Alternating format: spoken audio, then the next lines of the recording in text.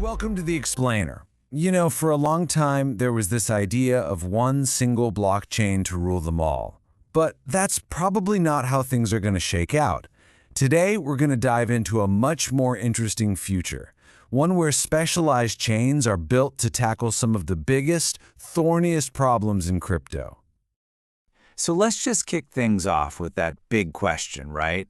Are we heading towards a world with one single dominant chain that does absolutely everything? Or is the future something a lot more complex, more specialized, more interconnected? You see, the crypto space is constantly bumping up against some really tough challenges. We're going to look at three of the absolute biggest problems today. First, scalability. How do you handle millions, even billions of users without the whole network just grinding to a halt? Then there's privacy. How can you possibly transact without broadcasting all your financial details to the entire world? And finally, a sneaky one, centralization.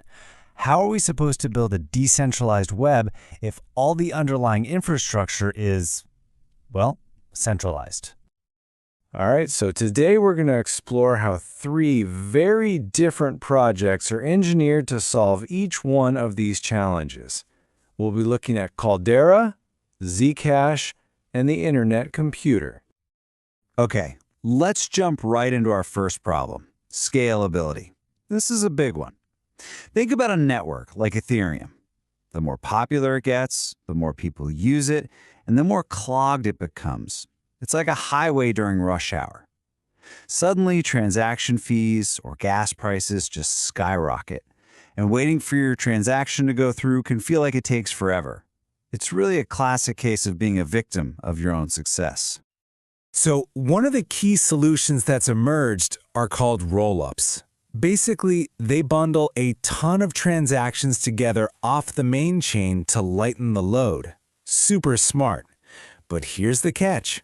Building and running your own rollup, it's incredibly difficult. And that's exactly where this idea of rollups as a service, or RaaS for short, comes into play. The analogy on the slide is perfect. It's like AWS for blockchains. Instead of building your own server farm, you just use Amazon's. With RaaS platforms like Caldera, instead of building a blockchain from scratch, you just use their platform. And honestly, with something like Caldera's rollup engine, it's not exaggeration to say that developers can spin up their own custom, high-performance chain in just a few clicks. You just choose your framework, like Arbitrum or OP-Stack, tweak a few settings, and bam, you're live. This is a huge deal because it lets developers focus on what they do best, building their actual app, not getting bogged down in all that gnarly complex infrastructure. Okay, so you solve one problem, but you kind of create another one, right? If everyone launches their own rollup, you suddenly have thousands of these little isolated islands. And trying to send money or data from one island to another, it's slow, it's expensive, it's a total pain. This is where Caldera's big idea comes in. The meta layer. You can think of it as this connective tissue, a protocol that links all these different rollups together, turning a bunch of separate islands into a single connected continent. And just to be clear, we're not talking about some tiny niche corner of the crypto world. As of May 2024, rollups on Ethereum were already securing a staggering $45 billion in value. That number tells you everything you need to know about how absolutely critical this scaling technology is for the future of the entire ecosystem. So what holds this whole interconnected ecosystem together? Well, that's the job of the ERA, token. It's the lifeblood of the network. It does three really important things. First, it's the gas you use to pay for transactions across that meta layer. Second, it's what validators stake to secure the network and make sure all those cross-rollup messages are legit.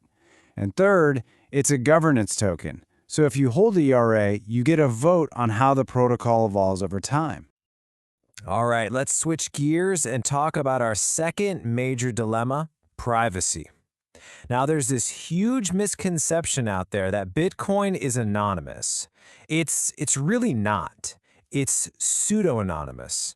Every single transaction is published on a public ledger for anyone to see and trace. I mean, think about it. It's like if your bank statement was a public website that your friends, your boss, and your nosy neighbor could all look at. Not ideal, right? So how do you solve this? Well, Zcash uses this incredible, almost magical piece of cryptography called a zero-knowledge proof. Specifically, something called a zk-SNARK. The analogy here is perfect. You walk up to a bar and you need to prove you're over 21.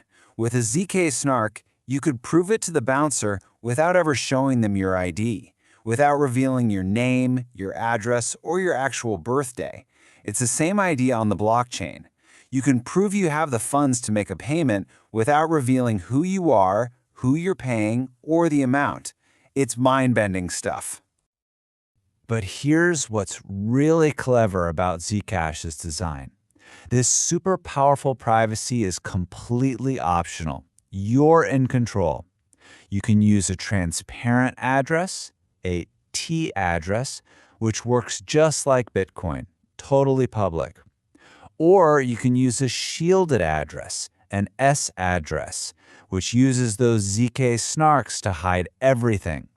You can even send funds from a transparent address to a shielded one to protect the receiver's privacy. This flexibility is absolutely key because it lets you balance your need for privacy with things like regulatory compliance. Now, in terms of its economics, Zcash takes a page right out of Bitcoin's playbook. It has a fixed supply of 21 million tokens, and it has these halving events that cut the creation of new coins in half on a regular schedule. So after the halving event in late 2024, the reward that miners get for finding a new block gets sliced right in half, down to 3.125 ZC. So, why does that matter? Well, the halving does more than just tighten the supply. It forces a really important conversation about the network's long-term security. I mean, if the rewards for miners keep getting smaller and smaller, what's their incentive to keep securing the network? It's a huge question. And it's what's pushing the Zcash community to really seriously explore other models, like maybe moving to proof of stake to ensure the network stays secure for decades to come. Okay, on to our third and final challenge for today, the centralization creep. This is a really sneaky one. You can have a dApp with all its smart contract logic running on a decentralized blockchain. But where does the actual website live? Where is the user interface hosted? Where's all the data stored? And the uncomfortable truth is that most of the time the answer is Amazon Web Services or Google Cloud. You have this single centralized point of failure that kind of defeats the whole purpose, doesn't it? This is the problem that the Internet Computer Project, or ICP, is trying to solve. And their goal is, well, it's incredibly ambitious. They want to decentralize the entire tech stack. We're not just talking about a decentralized ledger. We're talking about replacing the whole thing. Databases, web servers, cloud functions, everything. The goal is to create a true, unstoppable world computer. And the way they do this is pretty wild. The fundamental unit on ICP isn't a smart contract. It's something they call a canister. And the best way to think of a canister is like a smart contract on steroids. It's a bundle of both code and memory, and it's so powerful that it can host a full-blown application, a database, or even serve a website directly to a user's web browser, all running 100% on-chain. This unique architecture is powered by a really clever dual token economy. First, you have the ICP token. That's for things like governance and staking. It's basically your ownership stake in the network itself. But then, to actually run anything, you convert your ICP into something called cycles. And cycles act as a stable fuel source for computation. They're designed to have a predictable value, which is a total game changer for developers. They don't have to worry about their apps suddenly becoming insanely expensive to run because of some random gas fee spike. And the whole thing is governed by this incredibly powerful on-chain DAO called the Network Nervous System, or NNS. Seriously, the NNS controls everything. It manages adding new nodes, it sets the economic policies, it pushes out software upgrades, and anyone who stakes their ICP can participate in this governance by voting on proposals. It's about as close as you can get to a truly autonomous community-run network.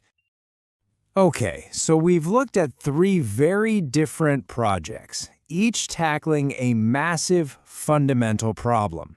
So what's the big takeaway here? What does this all mean? Well, it seems pretty clear that the one chain to rule them all idea is probably dead. The future isn't a monolith. It's a vibrant, interoperable ecosystem of specialized chains. You'll have projects like Caldera building this massive interconnected web of rollups for infinite scale. You'll have protocols like Zcash providing that crucial layer of optional privacy. And you'll have platforms like the Internet Computer trying to build a truly sovereign, decentralized cloud from the ground up. And so that leaves us with one final big question to chew on. As we're building this next version of the internet, which of these innovations is ultimately going to be the most important? Is it the infinite scalability of rollups, the fundamental right to privacy, or the radical vision of a truly decentralized cloud? Whichever one it is, the answer is going to shape our digital future for a very, very long time.